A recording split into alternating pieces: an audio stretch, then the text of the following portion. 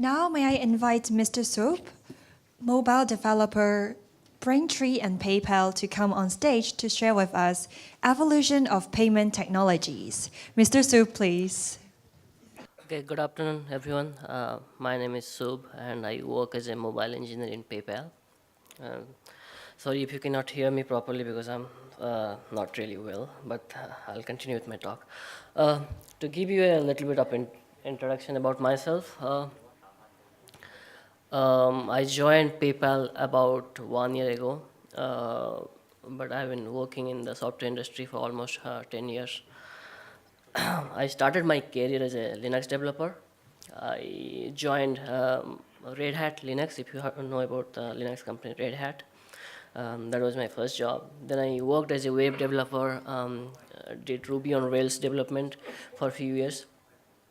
Then I dived into iOS pretty much in the beginning when iOS SDK was publicly released for developers to try out. And I've been doing iOS development for like last 6 years. I've built more than 80 applications, mobile applications. Um, if any of you are iOS developer, then I write for raveandrelease.com.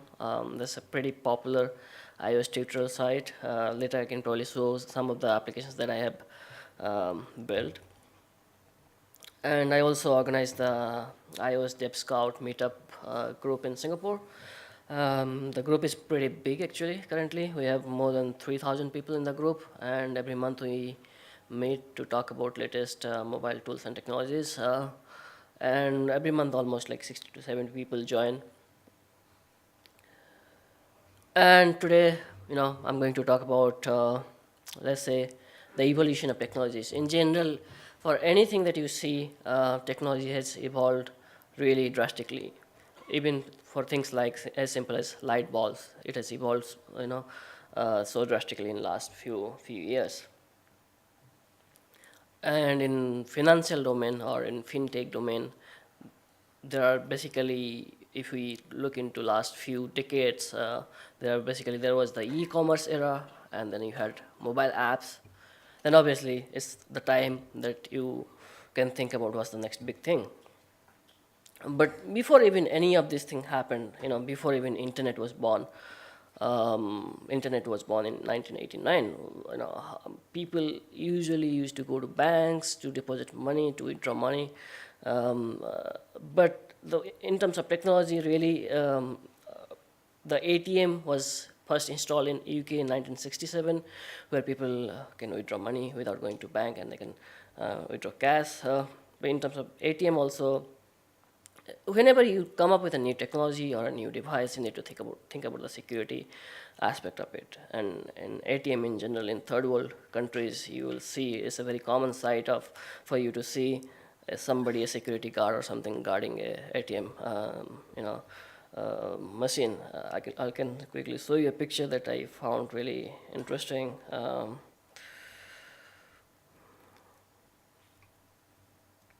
think just.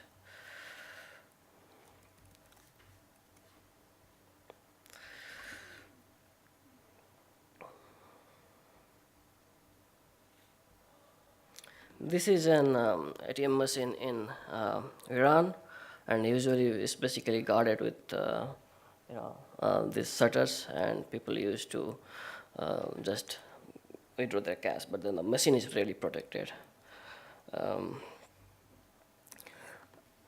And then internet was born, as in people. It was available for public to use in 1989, and the first things that came up after the internet came live was, people started creating websites in HTML5 or JavaScript or CSS. A lot of early startup entrepreneurs, they basically started their journey by creating simple websites or creating some platform where they allowed developers to create websites. That was the first, few years. And they use all sort of technologies, like they use Perl initially, or there was this term called DHTML, if you have heard about it. It basically stands for dynamic HTML. But basically first few years they really focused on building websites rather as web apps, because there was no client-server architecture initially for first few years. And then e-commerce sites, people started creating e-commerce sites where consumers can buy products online, they can make payments online, and things like Amazon, eBay, or Alibaba, all these sites kind of evolved around this period, and then that allowed people, to purchase things online. And this also when people started creating web servers and started looking into client-server architecture. They started making use of databases and to store stuffs. Then came the era of second generation mobile phones. Mobile phones were being used earlier, before even 2000, but then you used to even pay money to receive calls, and those handsets were really big. Some of them you can really use for exercising if you want to these days. But then in 2000, the second generation mobile phones came to market, and those are portable mobile phones. And before even the smartphones came, you can do stuff like you can check your balance just by sending an SMS. When I was in India, a few years ago, I was using particular telco SIM, and it was basically a prepaid SIM. And in order to top up, I just send a text to this particular telecom provider, and they'll top up my balance. So it's like a lot of different solutions evolved around second generation mobile phones, and just by the features that you can provide just by SMS. And then in 2007, this happened. That kind of changed a lot of industries, including the payment industry. This when the iPhone arrived, and then it introduced, or it opened the channel for other vendors to come up with their own smartphones. People started creating mobile apps even before iPhone came to market. The first set of mobile apps were being built on Nokia, Symbian platform, even before iPhone came into market, or BlackBerry. But in 2008, when the smartphones came into market, all these app stores or play stores allowed developers to publish their apps on their app store. Now, banks or financial institutes, they thought about creating apps that will allow their consumers to do stuff with their mobile. Now, internet is no more just to receive information. People initially started using internet to find information. Things like when is my train, or when is my what is the time of my bus, or all those things. But after the mobile apps came to market, people started to use apps for getting things done, getting various things done. Starting from setting alarm to buying an airline ticket, all from a mobile app. But in last few years, in general, after mobile apps came into mobile apps were being used by a lot of people, people started to think about how to integrate hardware and applications together. And then there came the Internet of Things. So people started thinking about doing a lot of things with hardware, but they allowed users to use an application to control these hardwares. In payment industry in general, you have things like this, like audio jack, which were being used for accepting credit card payments, and it's a very, very good innovation where kind of they use the audio jack to read signals from the magnetic card reader, and then accept payment through a mobile app, and people can simply sign, digitally sign on a mobile app using their fingers simply, and then the payment will be authorized. Then you have things like payment using sound wave, which is basically a new technology that people are really looking into. I think in this region, few of the players have introduced payment using sound wave. Our ears are capable of listening sounds in a particular frequency, and if it's beyond or below that frequency, we cannot hear the sounds. And what this technology basically mean that is you can use sound wave to send an authentication message or a particular signature using which you can either transfer money to a friend who is standing next to you, nearby friends, or you can even withdraw money from an ATM. But the downside of it is, even though adults cannot, listen to these sounds, but these sounds, kids can hear this sound because their listening capability is different from adults. So it's basically little bit on a different side. You make some people happy, but you annoy a different group of people. Then you have things like Touch ID or fingerprint scanning that people are using for last couple of years. This is mostly being used for authentication, again depending on which platform you are using. The Touch ID basically, most of the vendors, they try not to publicize this information, and they control whatever is being stored on the device. So only they allow you APIs to kind of authenticate using fingerprint scanning. A lot of banking applications are using this for login currently, but there are some interesting analogy behind this as well. I've read some news where a kid has purchased some application while his dad was sleeping. It's basically, even though he's sleeping, he can use his fingerprint to kind of make in-app purchase. So kind of how do you stop this kind of thing? You cannot basically literally.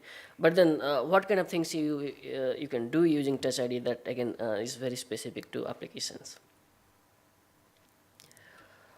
Then all these solutions have something in common. It's like in the last 20 years, whatever technology has been developed, all of them have something in common. They provide a convenient way for users to interact with the organization or access their data. It's basically convenience. They make it really easy for the users. They try to make the solutions really fast so that it's less time consuming. They often give more control to the users. Most often they'll try to create a new habit among these users. And sometimes they let these users make a little bit of marketing for them. They have some kind of social integration in these apps. So for example, some of these retail applications these days, they ask user to share that they purchase certain amount of groceries in this particular retail store on their Facebook, which might not be interesting to their friends, but then if they get some kind of cashback by sharing this message, some users might share. But again, social element or the viral element is pretty interesting for making a new application really popular. So talking about next big thing, what is the next big thing? Literally in last 1 year or so, this thing has evolved, but then it's coming up, which is basically wearable devices. Either it's smartwatches or wristbands. That's going to be the next thing that financial institutions are looking into, how to allow users to, let's say, pay using their wristbands or their watches. Again, it depends on how many users will purchase these smartwatches. It might not go well with some people's style or whatever, or not all of them will be using wristbands. But that's something that people are looking into, and definitely in terms of the next thing after this mobile era, what is the platform where they can innovate. So contactless payment is basically straightforward. You use your wristband or smartwatch to make payment. Or you can even do things like, if you have a friend who is who has a wearable device, you can send money to that person just by shaking the hand. Again, it's location based. You can use tie-up locations or with the solution, and then recognize the gesture and then transfer money to the friend. Notifications is something really interesting. I've been using my Apple Watch for like close to 3 weeks now, and before even I got this watch, I was thinking maybe notification is a bit kind of annoying. You'll find it a little bit disturbing that you'll receive notifications for everything. But surprisingly, I like it because then one thing is you just always have control on what kind of notifications they'll receive. The other thing is many of these notifications can be actionable notifications. Let's say, let me give you another example. This is an app that I use to unlock my Mac. They have an iPhone application as well. It's called Lock to Unlock. So basically, they have a Mac application, they have an iPhone applications. Now they have a watch application as well. It works using the Bluetooth low energy technology. So when you are closer to your Mac, from the phone, the only thing you need to do is just double tap the phone. I can probably show you a quick demo if it works. Hopefully it works.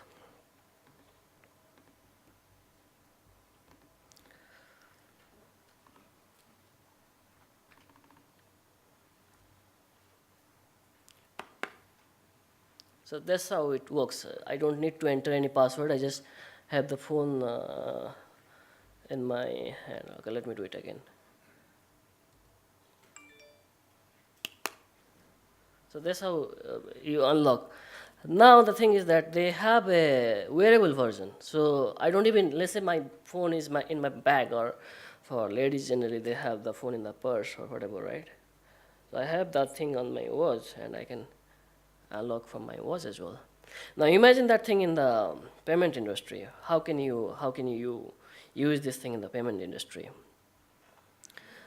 You can use it as a second factor authentication. Let's say somebody is trying to purchase something online using your platform. Instead of sending a SMS or OTP, you have an application that acts as a second factor authentication that will approve the payment or the transaction. So, three things matter the most. Actually, all three things are the same thing in payment industry. Actually, some of the speakers have highlighted this. Security is really important, but security is at most important in payment industry. And when I say security, there are various things that you need to look into in terms of security. Let's divide this audience into two groups. Let's say you are working for a payment company and you're building a payment solution, or you are an independent developer. You are making use of a SDK and you want to accept payments from your users. Either way, it matters really what you are storing on the device. It's not whether you are storing the username or password, whether you are storing users' account information. So whatever you are storing and how you are storing on the device, what kind of encryption you are doing, and what you are logging in the console log. There are a lot of production applications. If you just Google about, there are a lot of applications on App Store which have not disabled console logs in the production apps. So it's basically there will be applications where some people might be logging the username and password just for debugging, but they forgot to kind of disable these log messages in production. So imagine those kind of security leaks are very critical when you're building a payment application. The thing is that what will be the impact if the data is compromised? Let's say a lot of time independent developers say that okay, I'll only support you if your device is not jailbroken, and if your device is jailbroken, basically that's your risk to manage your data. Whatever is being stolen, that's basically because you jailbroken your device. But as a developer, you need to ensure that if you are building a payment application, you need to even detect whether a device is jailbroken or not, and basically provide some kind of policy or restrict user from accessing certain information if the device is jailbroken. And if there is an impact, what is the resolution criteria? A lot of time, let's say you detect some suspicious activity on a particular user's account and you disable or log that particular user's account, then what do you have, or what kind of channel you have for this user to resolve it? If you don't have any solution for the user and you just basically lock his account, then it's basically going to really annoy the user. Again, that's more on the device side. Again, I'll probably highlight few more things on this on the workshop tomorrow. where you'll be storing the data and what kind of tools you need to use. But when you're transmitting, uh, when you're transmitting data, how you're basically transmitting, what kind of protocol you are using. Obviously, if you're using HTTPS, and let's say if the device is jailbroken, even HTTPS traffic can be tracked, then basically what kind of information you are transmitting. Again, while transmitting, what kind of encryption algorithm you are using. If you are using any encryption algorithm, then where you are storing that key. Is it the key being stored in some file in your application, or is it something that you are fetching from the server side, or is the key being shared along with the message in the encrypted data that you are sending? That will be really the bad way of sending data. And what is the security policy on the server side? Let's say you need to have definitely a security policy on the server side, especially if you're building a payment application. Basically, let's say one user is trying to access an account with a bad password multiple times. There need to be some kind of policy to either log that IP address or log that user account. You need to have some kind of security policy around that. And then how do you inform your users? Let's say you log a particular user's account. How do you inform the user? Whether you send an email notification, or you send a push notification, or send a notification to the wearable device, whatever, right? How do you inform your users? But that's more about security. Security is the most important thing in payment industry, but that's not the only thing. If you're building a payment application, you need to think about user experience as well. A lot of modern mobile applications, there are millions of applications now, and if you're planning to create another application, what is the thing that's going to stand out? One of the obvious things is definitely user experience. If your application is not looking nice, and if it's something that user won't enjoy using, then there are very few chances that it will be successful. Obviously, it needs to have features, not just user experience, not just beautiful UI. It needs to have features that user want to use. And how do you engage your users? If this application is something that people will use once a month, if it's just once a month type application, maybe you shouldn't have a mobile application at all. People maybe just use the web app, and they'll be happy to use it using the web application. If you have a mobile application, you need to think about the engagement strategy as well. How do you engage your users on a regular basis? And what kind of things you do to engage your users. One very simple example can be not related to payment in general, but a lot of applications these days, they use gamification. They give badges to users for using it for a certain period of time. So that can be one example of how you engage your users. Social, but then you need to be very careful whenever you're putting something that will allow user to share on their Twitter or Facebook. You need to give them option, or you basically need to give them control, and which kind of aligns with the last point. You always need to give users options, either to disable this particular sharing, or either to disable notifications. Even if your application has like 10 different type of notifications, you need to allow users to disable or control these notifications. Always give control to the users. That's pretty much on my talk. I have few links on OWASP, which is basically a security organization which have a lot of best practices around security. You can read through these mobile security guidelines. Then I have some links for PayPal and Braintree SDK. And there's the workshop tomorrow at 12 to 1. And if you're building a payment application where you want to accept payments through PayPal SDK or Braintree SDK, then I'll be talking about that tomorrow. Any questions? Yes.